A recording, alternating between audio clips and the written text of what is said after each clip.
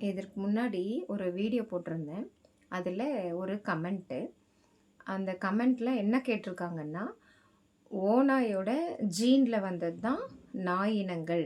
அந்த நாய் இனத்திற்கு நீங்க ஏன் இவ்ளோ சப்போர்ட் பண்ணிட்டுருக்கீங்க? இதுக்கு பதில் சொல்லுங்க அப்படின்னு சொல்லிட்டு சொல்லியிருந்தாங்க. அதாவது இது ஏன் கேட்குறாருன்னா, மனிதர்களா, நாய்களா அப்படின்ற கான்வர்சேஷன் இப்ப நடந்துட்டுருக்கு இல்லைங்களா? சுப்ரீம் கோர்ட்டோட ஆர்டர தொடர்ந்து மனிதர்கள் தான் முக்கியம். நாய்கள வந்து பாதுகாக்க வேண்டிய அவசியம் இல்ல. ஏன் இவ்ளோ தூரத்துக்கு விலங்கின ஆர்வலர்கள்லாம் நாய் இனத்த பாதுகாக்கணும்னு கேட்குறீங்க? அது ஓநாய் போல கடிக்குது, ரேபிஸ் எல்லாம் தொற்று ஏற்படுது அப்படின்னு சொல்லிட்டு கேட்டிருந்தாரு. ஓகே. அதுக்கு நான் பதில் சொல்றேன். ஓநாய்கள் காட்டில் வளர்ந்த அ அதாவது காட்டில இருந்த ஒரு மிருகம் தான். ஓகே. அது வந்து ஃபைன். கண்டிப்பா ஏத்துக்கக்கூடியது தான். அதனுடைய இன்னொரு உருவம் அப்படின்னு சொல்லிட்டு நாய் இனங்கள சொல்றாங்க இல்லையா? ஆனா, நாகரீக காலம் தொட்டே நாய்கள டொமெஸ்டிக் அனிமல்ஸா அதாவது வீட்டு விலங்குகளா வளர்த்துட்டு வந்திருக்கான் மனிதன். ஓகே. அது வீட்டு விலங்குகளாவே பழகிடுச்சு. அதே மாதிரி தான் இந்த டைனோசார் அப்படின்னு சொல்லிட்டு வெளிநாட்டுக்காரங்கள்லாம் ஒரு உருவத்த கொண்டு வராங்க இல்லையா? பழங்காலத்துல. அதாவது கற்காலத்துக்கும் முந்தைய காலத்துக்கு முன்னாடி இந்த மாரி டைனோசர்லாம் இருந்தது அப்படின்னு சொல்லிட்டு சொல்றாங்க இல்லையா? அந்த டைனோசரோட அடுத்த ஜீன் உருவம் தானே உடும்பு, பல்லிகள். நம்ம வீட்ல பார்க்குற பல்லிகள்லாம். அந்த பல்லிகள், உடும்புகளால எத்தனையோ தொந்தரவுகள் ஏற்படுது. அந்த ரிப்போர்ட் வந்து நான் சொல்றதுக்கு கடமைப்பட்டுருக்கேன்.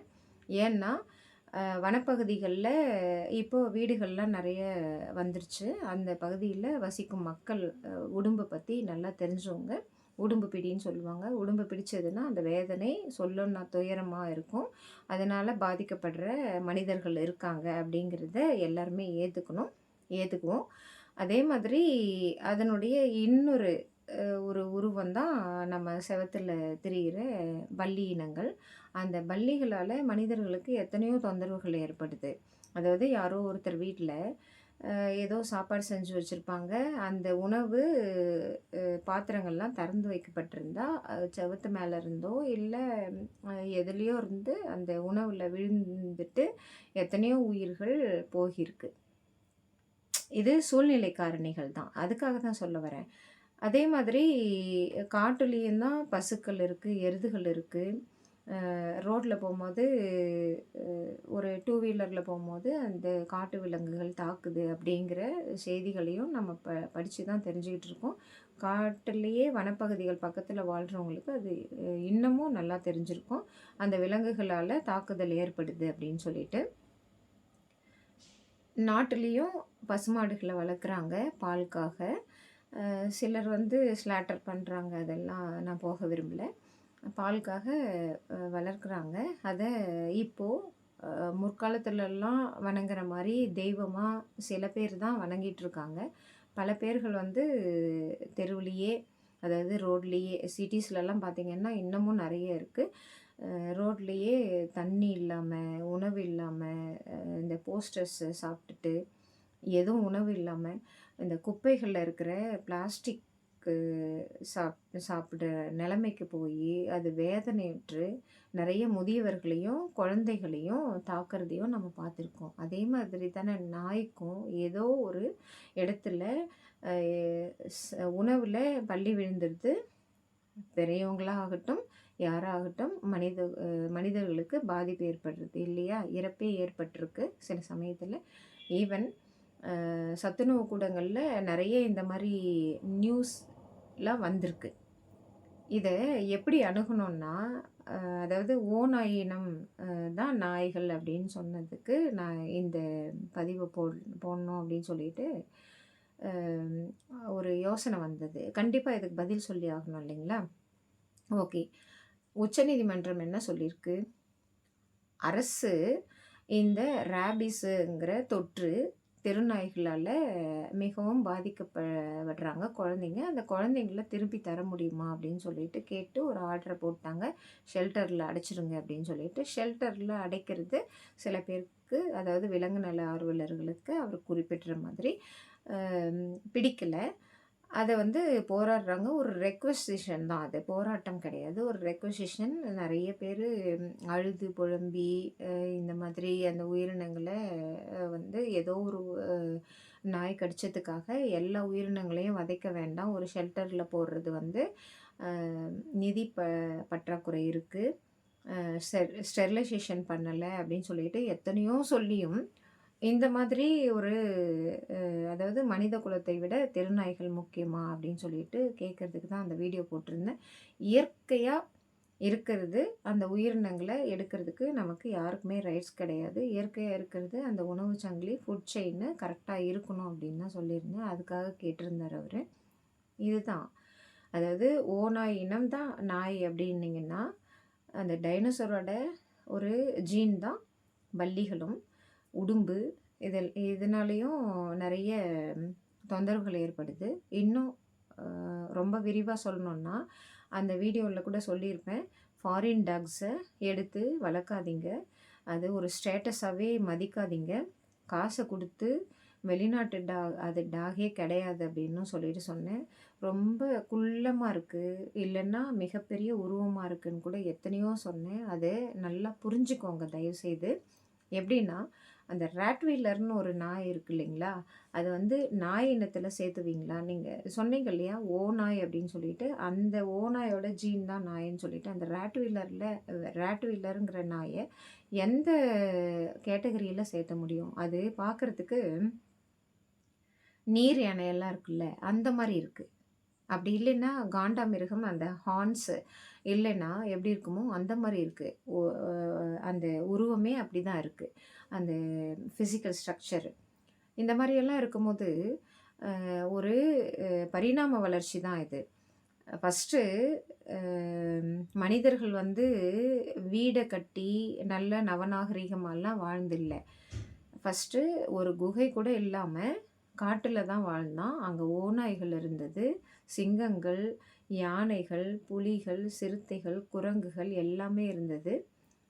கொல்லக்கூடிய விலங்குகளை தவிர்த்து, அந்த ஓநாய் வந்து நெறைய மனிதர்களை தாக்காது. அதனுடைய இன்னொரு பரிணாம வளர்ச்சியா இருந்தா கூட, அந்த நாய்கள் வந்து பாதுகாப்புக்காக வீட்டின் வெளிய இப்ப கூட கட்டி வச்சிருக்கிறத பத்தியும் அந்த வீடியோல சொல்லியிருந்தேன். அந்த மாரி தான் அதாவது கிராமத்தில காடு மாரி தான் இருக்கும். அந்த மாரி தான் நாய்கள வளர்த்துருக்காங்க. அது டொமஸ்டிக் அனிமலாவே ஆயிடுச்சு. இந்த வாதம் வந்து இப்போதைக்கு சரியா? அப்படின்னு பார்க்கணும். அதுக்கும் நெறைய ஸ்டாட்டிஸ்டிக்கல் ரிப்போர்ட்டும் தரேன். என்னன்னா, ஓநாய்கள் காட்டுப்பகுதி, வனப்பகுதியில வாழ்ந்துட்டுருக்கு. அ நாய்கள் இந்த வீடுகள் இருக்கிற மனிதர்கள் வசிக்கிற தெருக்கள்ல வாழ்ந்துட்டுருக்கு. ஓகே. இத வந்து எப்படி எடுத்துக்கணும்னா, இந்த ஃபாரின் டாக் எல்லாம் சொன்னேன் இல்லையா? அந்த ஃபாரின் டாகோட ஒரு கிராஸ் ப்ரீடு அது மாரி உருவாக்கி நம்மகிட்டயே ஒரு வணிகத்த பண்ணி, நம்மள ஏமாத்தி வித்துக்கிட்டு இருக்காங்க. இந்தியர்களாகிய நாம் ஏதோ ஒரு ஓநாய் ஜீனோ ஏதோ ஒண்ணு நம்ம வீட்டு விலங்குகளாவே அது வளர்ந்துட்டுருக்க ஒரு நாய் இனத்த வேற மாரியெல்லாம் கொண்டு போயிட்டுருக்கோம். அதையும் சொன்னேன். அந்த விழிப்புணர்வும் வேணும். இந்த ராட்வீலர்ங்கிற நாய் வந்து வீட்டிலேயே இருக்க முடியுமா? அது ஏன் கடிக்குது? ஒரு குழந்தைய தான் கடிச்சுச்சு சென்னையில. ஏன் கடிக்குதுன்னா, அது அக்ரஸிவா இருக்கு. அதுக்கு உண்டான ஃபிசிக்கலா அல்லது மென்டலா, ஹார்ட்ஃபுல்லா அ அ கிடைக்கக்கூடிய எந்த ஒரு தேவைகளும் அதுக்கு கிடைக்காத போறதுனால தான் எல்லா நாய்களுமே இந்த மாரி பண்ணுது அப்படின்ற ஒரு விஷயத்தையும் நம்ம புரிஞ்சுக்கணும். அதே சமயத்தில இப்போ வெளிநாட்டு மோகத்தில நாய மட்டும் வளர்க்குறதில்ல. வெளிநாட்டு மோகத்தில அந்த கூட்டு குடும்பன்ற முறை போயிடுச்சு. பெரியவங்கள்லாம் சொல்லுவாங்க, எங்களை போன்ற பெண்கள் பிரசவிக்கிற டைம்ல அந்த கழிவுகள் வரும். பிரசவித்த பிறகு அந்த கழிவுகள ஒரு 9 அடி, 7 அடி குழி பறிச்சு, அதில எந்த விலங்கினங்களும் எடுத்துட்டு சாப்பிடுற அளவுக்கு விடமாட்டாங்க. அது ஒரு ஒழுக்கமான பண்பு அப்படின்னு சொல்லியிருந்தேன். இப்போ வந்து வெளிநாட்டு மோகம், ஃபாரின் மோகம், கிழக்கு மேலை நாடுகளுடைய மோகத்தால தனி குடித்தனம், நம்ம வந்து ஜாலியா இருக்கணும் அப்படிங்கிறதுக்காக நம்ம இந்திய பண்பாடுகள எல்லாம் மறந்துட்டோம். ன்றதையும் சொல்லியிருந்தேன். வனப்பகுதிகள ஆக்கிரமிக்கிறோம், நீர்நிலைகள ஆக்கிரமிக்கிறோன்னும் சொல்லியிருந்தேன். அந்த பண்பாடு, இந்திய பண்பாடு, கலாச்சாரம்லாம் போனதுனால, அந்த பெண்கள் பிரசவிக்கிற அந்த கழிவுகள்லாம் மேலேயே போடப்படுது. அது யார் சாப்பிட்றாங்க? நம்ம கூட வாழ்ற அந்த ஓனா இனத்துலேருந்து வந்ததுன்னு சொல்கிறீங்க இல்லையா? அந்த ஜீன், அந்த நாய்கள் தான் இழுத்துட்டு வருது. இது மட்டுமா? அந்த பெண்கள் அந்த காதல், கத்திரிக்காய் அப்படின்னு சொல்லிட்டு எது எதுலயோ விழுந்து கருக்கலைப்பு செஞ்ச அந்த ஒரு உயிரற்ற ஒரு பிண்டத்தை எடுத்துகிட்டு வந்து சாப்பிட்ட நாய்களையும் நம்ம செய்திகளில் பார்த்துருக்கோம். நேர்லேயும் சில பேர் பார்த்துருப்போம். அதே சமயத்தில் கருக்கலைப்பு மட்டும் இல்லை, ஒரு சிசுவை பெத்தெடுத்துட்டு ஒரு பொட்டியில், ஒரு அட்டை பெட்டியில் போட்டு அது நாய்கள் இழுத்துட்டு அந்த தெருவில் இருக்கிற நாய்கள் தெரு ஓரத்தில் கிடக்கிற குப்பையிலேருந்து இழுத்துட்டு வந்ததையும் நிறைய மக்கள் அங்கே கூடினதையும் பார்த்துருக்கோம் இல்லையா? அதே மாதிரி தான் காட்டுக்கு அருகில் இப்போது வசிக்கிற பகுதிகளில் குப்பைகளில் இந்த மாதிரி கழிவுகள், மருத்துவ கழிவுகள், நேற்று அதையும் சொல்லியிருந்தேன். மருத்துவ கழிவுகள், எத்தனையோ நோய் தொற்று உள்ள மருத்துவ கழிவுகள்லாம் இந்த குப்பைகள் வழியாக நாய்கள் சாப்பிட்டு ஏதோ ஒன்று ஆகுது. அதை வந்து மருத்துவர்கள் தான் சொல்லணும் அப்படின்னு சொல்லியிருந்தேன். இது வாதமே கிடையாது என்னை பொறுத்த வரைக்கும். இத்தனை விஷயங்களையும் நான் சொல்லிட்டேன். இது ஓநாய் அப்படிங்கிறதும் நாய்ங்கிறதும் வேறு வேறு தான். அது காட்டு விலங்கு. அதுவும் இதுவும் ஒரே மாதிரியான கேரக்டர்ஸ் கொண்டு இருந்தாலும் இதுக்கு வாலாட்ட தெரியும், அன்பு செலுத்த தெரியும். அந்த கண்ணை பார்த்தீங்கன்னா டைரெக்டாக தான் பார்க்கும். நீங்கள் அடிச்சிங்கன்னா கூட அது திரும்ப தாக்காது சில நாய்கள். ஆனால் நம்ம கொடுக்குற தொல்லைகள், நிறைய நாய்களை எங்கே எடுத்துகிட்டு போகிறாங்கன்னே தெரியாது. இந்த குடிகாரர்கள் எங்கே எடுத்துகிட்டு போகிறாங்கன்னே தெரியாது. அந்த விரைச்சி போன உடலை ஒரு கோணி பையில் எடுத்துகிட்டு அப்படியே மனசாட்சி இல்லாமல் போட்டு போகிற சில மனித மிருகங்கள், அதை சிசிடிவி கேமரா கேப்சர்ஸில் எத்தனையோ பார்த்துருக்கோம். இதையெல்லாம் பார்த்துட்டும் திரும்பவும் மனிதர்கள் முக்கியமா, நாய்கள் முக்கியமா அப்படின்னு சொல்லிட்டு கேட்குறது எவ்வளோ தூரத்துக்கு புரிஞ்சதுன்னு தெரியல எனக்கு. இயற்கையான ஒரு உயிரினத்தை நம்ம அழிக்கிறதுங்கிறது ஃபுட்டு செயின், உணவு சங்கிலியில் மிக தவறான செயல். இந்த வாதமே தவறானது. அதுக்கு உண்டான சொல்யூஷன்ஸ் தான் பார்க்கணும். அதுதான் உச்சநீதிமன்றம் லுக் இன்டு இட் அப்படின்னு சொல்லிட்டு ரீலுக் பண்ணியிருக்காங்க. அதாவது அந்த ஆர்டரை ஸ்டே பண்ணிவிட்டு உச்சநீதிமன்ற தலைமை நீதிபதி மிஸ்டர் கவாய் சார் அவங்க இதை ரீலுக் அவுட் பண்ணுறேன் அப்படின்னு சொல்லியிருக்காங்க. அவங்க இதில் தலையிட்டு அரசின் செயல்பாடுகள் எப்படி இருக்குது, அரசின் துறையின் கீழே வர்ற துறைகள்லாம் என்ன பண்ணிகிட்ருக்காங்க அப்படின்னு சொல்லிட்டு கேட்டு ஒரு கருத்தையும் பதிவு பண்ணுறாங்க. என்னென்னா, ஒரு 10-20 வருஷத்தில் இந்த ரேபிஸ் தொற்று ஏற்படுற நாய்கள் மீது என்ன நடவடிக்கைகள் எடுத்தீங்க, அதை நாய்கள் குழந்தைங்களை கடிக்கிற அளவுக்கு ஏன் இவ்வளோ தூரத்துக்கு விட்டுட்டீங்க, எந்த நடவடிக்கையுமே எடுக்கலை. அதாவது அரசின் கீழ் வருகிற துறைகள் எல்லாம் தான் சொல்கிறாங்க, எந்த நடவடிக்கையுமே எடுக்கலை அப்படின்னு சொல்லிட்டு சொல்கிறாங்க. விலங்கு நல ஆர்வலர்கள் போராடினதோ அல்லது ரேபிஸ் தொற்று பாதிக்கப்பட்டு இறந்த குழந்தைகள் போராடினதோ ப்ராப்ளம் இல்லை. அதாவது காட்டில் வாழ்ந்த விலங்கினங்கள் டொமஸ்டிக் அனிமலாக ஆயிடுச்சு. அதை இப்போதைக்கு காட்டுலேயும் விடக்கூடிய சூழ்நிலைகள் எதுவுமே இல்லை, சூழ்நிலையும் வரப்போகிறதில்ல. அது இம்ப்ராக்டிக்கல். ஓகேவா? அதை எப்படி எடுத்துகிட்டு போனோன்னா, அவங்க ஆக்கப்பூர்வமான கருத்துக்களை பதியுங்க அப்படின்னு தான் சொல்லியிருக்காங்க.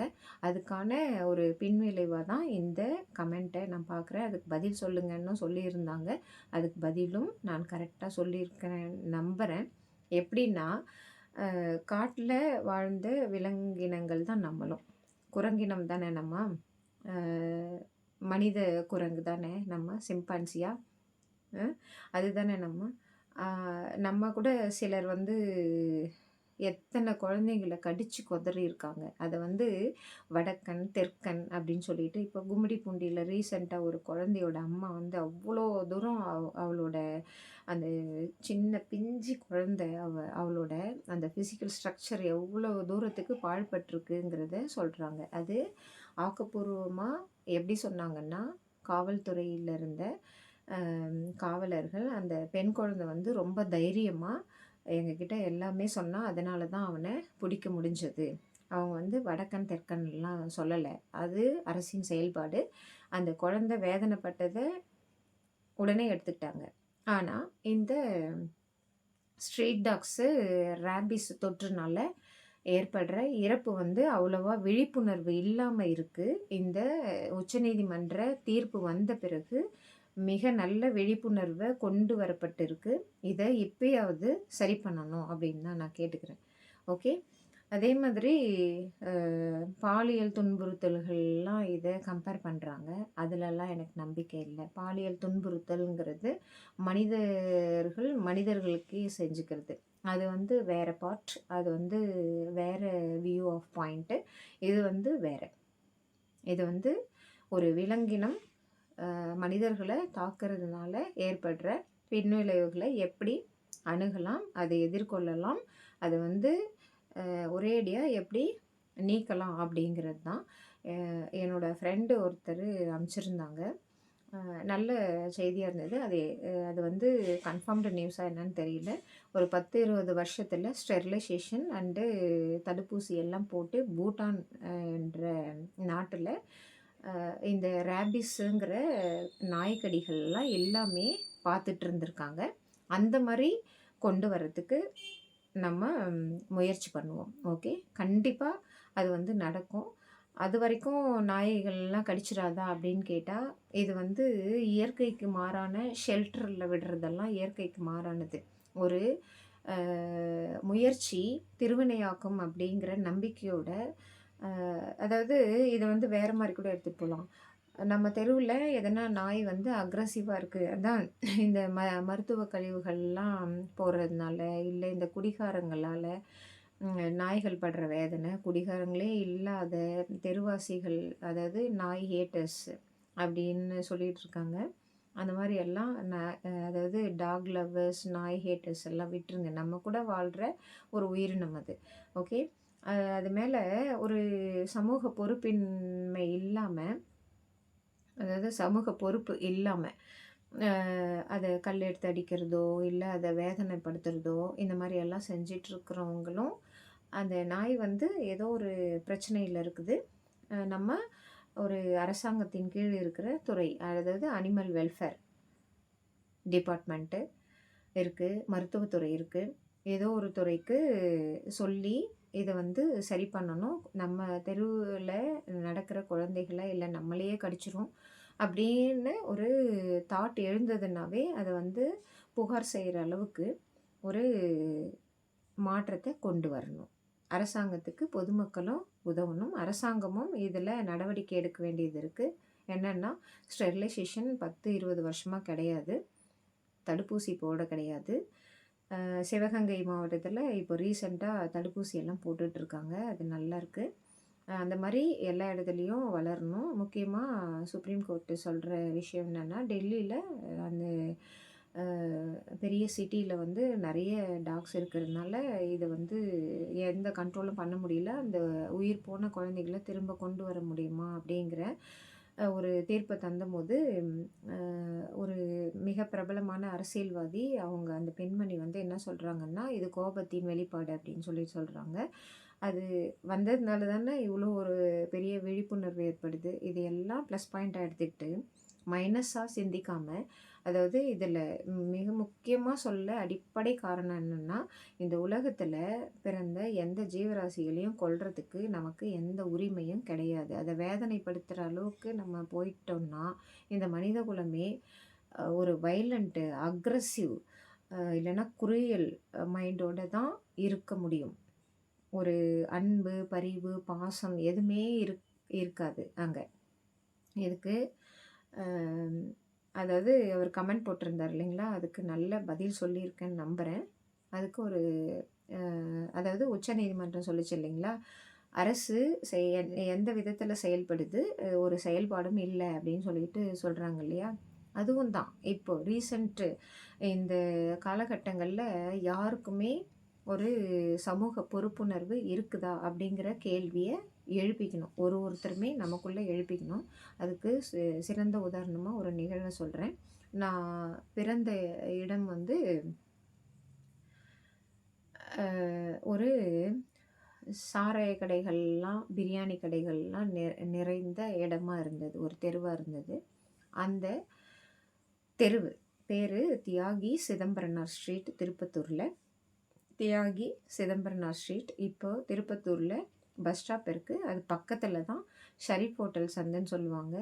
மிகச்சிறந்த ஒரு தியாகியோட பேரை கொண்ட அந்த தெருவினுடைய உண்மையான பெயர் அதுதான். அங்கே சாராய கடையெல்லாம் நிறைய இருந்தது. அங்கே நான் ஏற்கனவே ஒரு பழைய வீடியோவில் சொல்லியிருக்கேன், அதுவே பாருங்கள். நாங்கள் ஸ்கூல் விட்டு வந்தால், பள்ளிக்கூடத்தை விட்டு வந்தால் ஒரு நார்மலாக அந்த தெருவுக்குள்ளே போக முடியாது. அவ்வளோ அமக்கலம் பண்ணுவாங்க குடிச்சிட்டு. அந்த சிறுமூளை பாதித்து ஒரு மைண்ட் செட்டில் இல்லாமல் ரொம்ப தரக்குறைவாக நடந்துக்கிறது. ஒரு டீச்சரை அப்படி தான் கையை பிடிச்சி இழுக்கிறாங்க, எங்கள் தெரு டீச்சரை. அன்றைக்கி ஒரு பெரிய ப்ராப்ளம் ஆகுது. அதுக்கப்புறம் தெருவாசிகள்லாம் சேர்ந்து அந்த சாராய கடையை எடுத்தால் தான் இந்த ப்ராப்ளம்லாம் சால்வ் ஆகும்னு சொல்லிட்டு, சட்டம் ஒழுங்கு பிரச்சனை இல்லையா, அரசின் கீழ் செயல்படுகிறது. சட்டம் ஒழுங்கு பிரச்சனையை எங்கே கொண்டு போகும்? காவல்துறைக்கு தான் கொண்டு போகும். அங்கே என்னுடைய தந்தையார் அவர்களுடைய தலைமையில் எங்கள் தெருவாசிகள்லாம் போகிறாங்க. அங்கே காவல்துறையில் எஸ்ஐ, டிஎஸ்பி லெவலில் இருந்த 2 அதிகாரிகள் மிக நல்ல ஒரு விழிப்புணர்வை கொண்டு வந்தாங்க. அதை நான் அடிக்கடி சொல்லுவேன். எல்லா தெருக்கள்லேயும் இந்த மாதிரி ஒரு விழிப்புணர்வு இம்ப்ளிமெண்ட் பண்ணாங்கன்னா ரொம்ப நல்லாயிருக்கும். எனக்கு எனக்கு தெரிஞ்சு ஒரு 40-50 வருட காலமாக அந்த தெருவில் இதுவரைக்கும் அந்த மாதிரி பிரச்சனை, அதாவது குடிகாரர்களால் பெண்களை துவேஷம் செய்கிற அந்த பிரச்சனை இது வரைக்கும் வந்ததே இல்லை. அவங்க என்ன சொன்னாங்கன்னா, காவல்துறையினர் ஒரு கோயிலை அந்த கடை எதிர்க்க வைங்க, நாங்கள் சட்டப்படி அந்த கடையை எடுக்கிறதுக்கான வாய்ப்புகள் கிடைக்கும் அப்படின்னு சொல்லியிருக்காங்க என்னுடைய தந்தையார்கிட்டையும் தெருவாசிகள்கிட்டையும். ஓகே. உடனே மகாசக்தி ராஜகணபதி அப்படின்னு சொல்லிட்டு ஒரு பிள்ளையார் கோயில், சின்ன பிள்ளையார் கோயில் தான். பஸ் ஸ்டாப் பக்கத்துலேயே தெருவு. அந்த பிள்ளையார் கோயிலில் இன்னைக்கு வரைக்கும் எத்தனையோ மக்கள், அந்த சுற்று வட்டார பகுதிகளில் உள்ள மக்கள் எல்லாம் ரொம்ப சக்தி வாய்ந்த பிள்ளையார் அப்படின்னு சொல்லிட்டு கொண்டாடிட்டு இருக்காங்க. அந்த கொண்டாட்டம், அந்த வழிபாடுகளுக்கு பின்னாடி இப்படி ஒரு நல்ல நடவடிக்கை இருந்தது. அதை தான் சொல்ல வரேன். அதே மாதிரி இந்த தெருநாய் பிரச்சனைகளையும், அதாவது ரேபிஸுங்கிறத விட ரொம்ப கொடிய நோய், இந்த குடிக்கு அடிமையாகி ஒரு குடும்பத்தையே குலைக்கிற ஒரு தலைவனோட செயல். அதெல்லாமே நீக்கினாங்க. ஒரு சின்ன செயல் தான். அந்த குடிகாரர்கள் வேறு இடத்துல கூட போய் குடிக்கலாம். ஆனால் நிறைய குடும்பங்கள் பாதிக்கப்பட்டது, அந்த குடும்பங்கள் காப்பாற்றப்பட்டது. ஈஸியாக கிடைக்கிற, அதாவது பஸ் ஸ்டாப் பக்கத்துலேயே ஈஸியாக கிடைக்கிற அந்த நிகழ்வுகள்லாம் போய் ஒரு 10 பேராவது ஏதோ தூரமாக போகணும், அது அங்கெல்லாம் போக முடியாதுன்னு சொல்லிட்டு குடிக்காமே இருந்தவங்களையும் நாங்கள் பார்த்துருக்கோம். ஓகேவா? இது வந்து ஒரு அரசின் கீழ் செயல்பட்ட காவல்துறையினர் கொடுத்த குட் ஐடியா தான், குட் தாட். இந்த ஐடியானால் எத்தனையோ நல்ல விஷயங்கள் இன்னைக்கு வரைக்குமே அந்த கோயிலில் நடந்துகிட்ருக்கு. அந்த மாதிரி இப்போது ரீசண்டாக இந்த சுப்ரீம் கோர்ட் ஆர்டர் வர்றதுக்கு முன்னாடியும் ஒரு தெருவில் நான் வசிக்கிறேன்.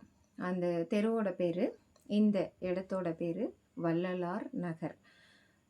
அதாவது உயிரிரக்கமே பேரின்பம் அப்படின்னு சொன்ன ஒரு மகா தவ முனிவரோட பெயர் கொண்ட இந்த இடத்துல நான் சந்திக்கிற விஷயங்கள் என்னன்னு பார்த்தீங்கன்னா, எங்கள் வீட்டில் 2 நாய்கள் வளருது. அது தெருவில் எடுத்து வளர்த்த நாய்கள் தான். மழை காலத்தில் மழையில் ரொம்ப நனைஞ்சிக்கிட்டு இருந்த நாய்களை எங்கள் வீட்டில் எடுத்துகிட்டு வந்து விட்டு, அதை வெளியே விட முடியாமல் 2 நாய்கள் வந்து எங்ககிட்டயே தான் வளருது. அவங்களுக்கு போடுற உணவு மீறும் இல்லைங்களா, அந்த மீந்து போன உணவுகளை தெருவில் பசியோடு இருக்கிற ஜீவன்களுக்கு தர்றதுனால வந்த பிரச்சனையில என் மேலே நிறைய ஃபவுல் வேர்ட்ஸ் எல்லாம் வருது. அதாவது நானா ஃபைட் பண்ணுறதுக்கு போல. இந்த உணவு அதுக்கு வைக்கிறதுனால சண்டைகள்லாம் நிறைய வருது அப்படின்ற ஒரு லெவலுக்கு வந்துருச்சு.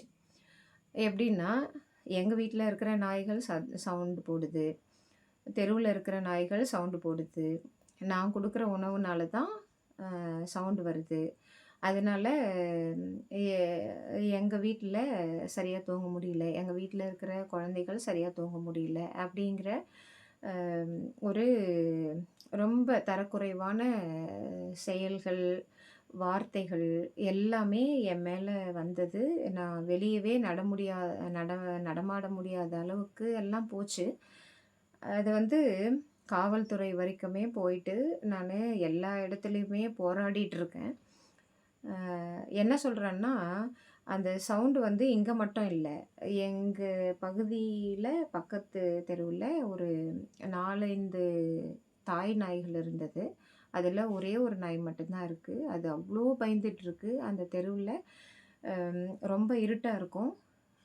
அதனுடைய தாய்க்கு தாய் எல்லாமே இருந்தது. அது எங்கே போச்சுன்னே தெரியல. நான் சொன்னேன் இல்லைங்களா, இதுக்கு முன்னாடி உள்ள வீடியோவில் உணவில் கலப்படம் செய்கிறது, அப்புறம் இந்த நாய்களை இந்த குடிகார பசங்க இருக்காங்க இல்லைங்களா, அவங்க வந்து தவறான வழி பயன்படுத்தி அந்த விரைச்சி போன உடலை அந்த எத்தனை சிசிடிவி கேமராவில் நாங்கள் பார்த்துட்ருக்கோம். அந்த வாயில்லா ஜீவன்கள் எத்தனை வேதனை அனுபவித்து உயிரிழந்திருக்கு. அந்த மாதிரி உயிரிழந்த அதனுடன் இருந்த நாய்கள் எதுவுமே இல்லை. மனிதர்களால் நிகழ்ந்த கொடுமை தான் இதெல்லாம். ஓநாய் பற்றி பேசிகிட்ருக்கோம், நாயை பற்றி பேசிகிட்ருக்கோம், ஷெல்டரை பற்றி பேசிகிட்ருக்கோம், ஷெல்டர் வைக்கிறதுக்கு நிதி இல்லைன்னு பேசிகிட்ருக்கோம். ஆனால் ப்ராக்டிக்கலாக இந்த பிரச்சனையெல்லாம் இருக்குது. எங்கள் தெருவுலேயே 15 நாளைக்கு முன்னாடி காணாமல் போன நாய்க்கு நான் பெட்டிஷன் கொடுத்துருக்கேன். அந்த பெட்டிஷன் இன்னமும் அண்டர் ப்ராக்ரஸில் தான் இருக்குது. இதை தான் உச்சநீதிமன்றம் வந்து என்ன சொல்கிறாங்கன்னா, அரசின் கீழ் இயங்குகிற துறைகள் செயல்பாடு இல்லாமல் இருக்குது அப்படின்றத தான் சொல்கிறாங்க. அந்த பக்கத்தெருவில் ஒரே ஒரு நாய், அது அத்தனை மனிதர்களுடைய அந்த இரவில் நடக்கிற அந்த தீய செயல்களுக்கு கத்திக்கிட்டே இருக்கும். அந்த சவுண்டு வந்து சவுண்டு இல்லையா, காலையிலையும் அது கத்தும் பயத்தில். அது கத்துனா வந்து ஒரு 1 மணி நேரம் கத்திக்கிட்டு இருக்கோம். ஓகே, இங்கே கல்லால் அடிக்கிறது, வீடு துடைக்கிற மாஃப் எடுத்துகிட்டு வந்து அடிக்கிறது, அந்த மாதிரியெல்லாம் அதை அடிக்கும் போது ஏய் அப்படின்றது, ஏய் அப்படின்னா எங்கள் வீட்டில் இருக்கிற நாய் அப்போ தான் போயிட்டு கத்துது. நாய்களுக்கே உள்ள குணங்கள். மனிதர்கள் அந்த நாய்களை எப்படியெல்லாம் தவறான வழியில் பயன்படுத்துகிறாங்க பாருங்கள். அதை கத்துனா இதுங்க வெளியே வந்து கத்தும். அதில் என்ன வந்து ஃபவுல் வேர்ட்ஸில், தரக்குறைவான வேர்டில், நான் தான் சொன்னேனே, தமிழ்நாட்டில் இதுக்கெல்லாம் எவ்வளோ பெரிய மரியாதை இருக்குது. இதை வந்து தெய்வமாக கொண்டாடுற பெண்கள் நாமெல்லாம். இதை கூட பேசுனாங்க. அவ்வளோ தரக்குறைவான வார்த்தை அது. ஏற்கனவே முன்னாடி போட்ட வீடியோவில் சொல்லியிருக்கேன். இந்த மாதிரி எல்லாம் பேசுகிறாங்க அப்படின்னு சொல்லிட்டும் நான் சொல்லியிருக்கேன்.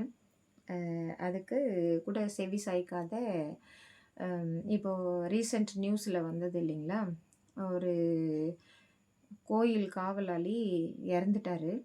அதுக்கு காரணமான அவங்க 2 லேடிஸ் தான் அப்படின்னு சொல்லிட்டு அவங்க தூண்டுதல்னால பண்ணாங்களா என்னன்றது சிபிஐயும் சொல்லுச்சு. இதெல்லாம் நம்ம பேப்பர் நியூஸில் உண்மையான நியூஸாக நம்ம பார்த்துட்டு தான் இருக்கோம். அந்த மாதிரி ஒரு சிச்சுவேஷனில் தான் நான் இப்போதைக்கு இருக்கேன். என்னுடைய மரியாதை, மானங்கள் காற்றில் பறக்க விடப்படுகின்றன.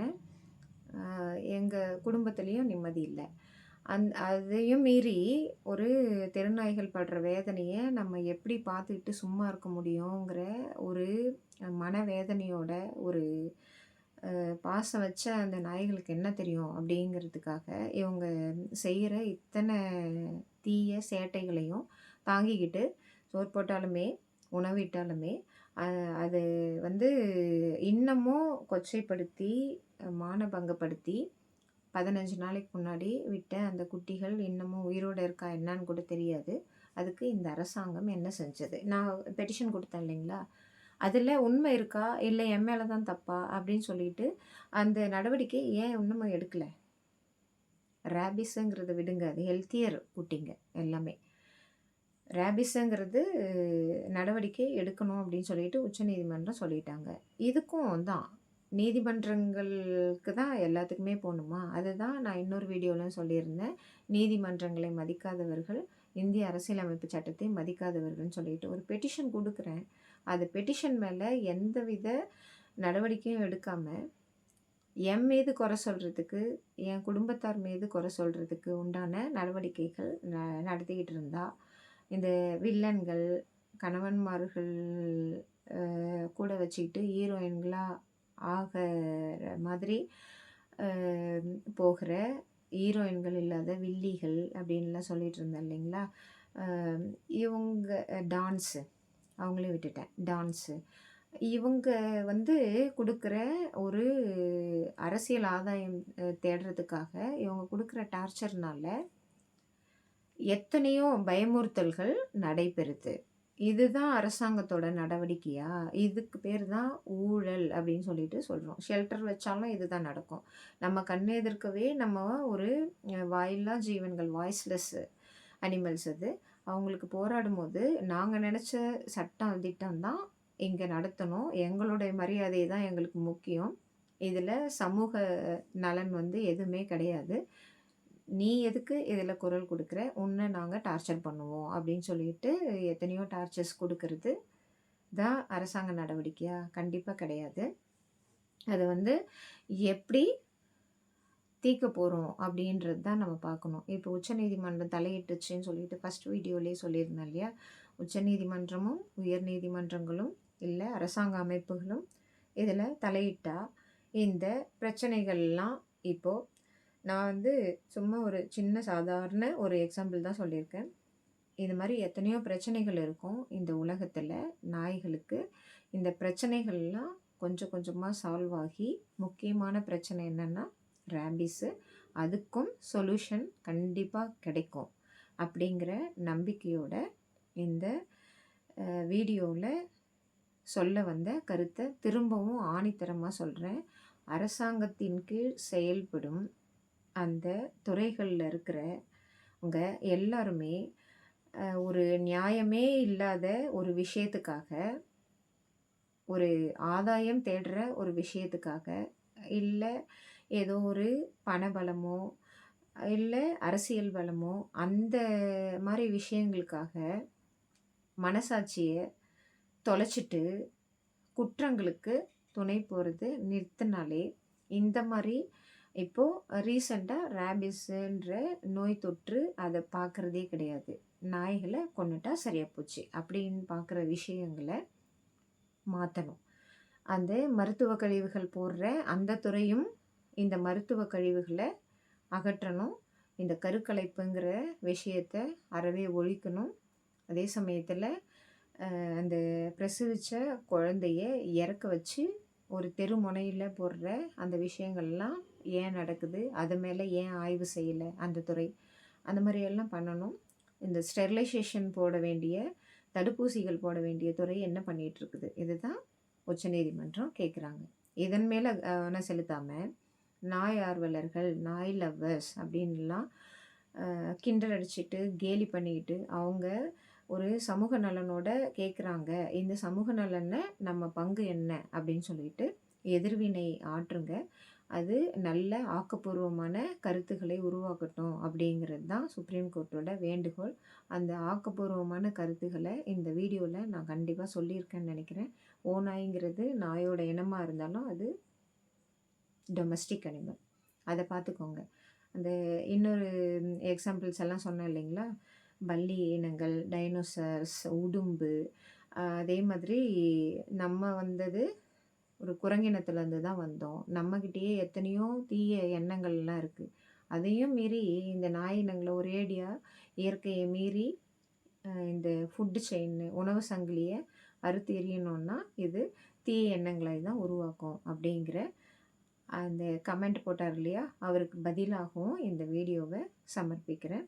நல்லா யோசிச்சு பாருங்க. இது வந்து தவறான செயல் இல்ல. இது தவறான செயலா இருந்தா உச்சநீதிமன்றமே கண்டிக்கும்.